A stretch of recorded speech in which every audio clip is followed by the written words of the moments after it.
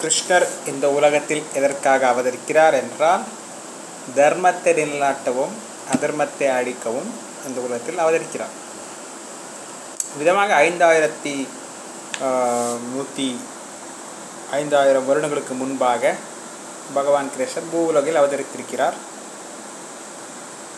அதையே நாம் கிருஷ்ண ஜெயந்தி என்று கொண்டாடுகிறோம். கிருஷ்ணர் அவதரிப்பதை நாம் கிருஷ்ண ஜெயந்தி என்று கொண்டாடுகிறோம். இந்த ஆண்டு கிருஷ்ண ஜெயந்தி 26ஆம் தேதி கொண்டாடப்படுகிறது. அன்றைய தினம் நாம் அனைவரும் உபவாசம் இருக்க வேண்டும். வெறும் பாலும் பழங்களை மட்டுமே உட்கொள்ள வேண்டும். தானியங்களை தவிர்க்க வேண்டும். ஜவ்வரிசி வேர்க்கடலை போன்றவற்றை உட்கொள்ளலாம். தானியங்கள் உண்ணக்கூடாது. பழங்கள் உட்கொள்ளலாம். பால் உட்கொள்ளலாம். கிருஷ்ண ஜெயந்தி என்பது பகவானுடைய அவதார திருநாள். கிருஷ்ணர் அவதரிப்பதற்கு முன்பாக பலராமர் அவதரித்திருக்கிறார்.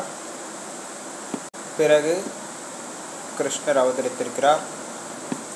பலராமர் குரு, கடவுள் வருவதற்கு மாதா பிதா குரு தெய்வம் என்று சொல்கிறோம். விதமாக குரு பலராமர் அவதரித்திருக்கிறார். அதற்கு பிறகு கிருஷ்ணர் அவதரிக்கிறார்.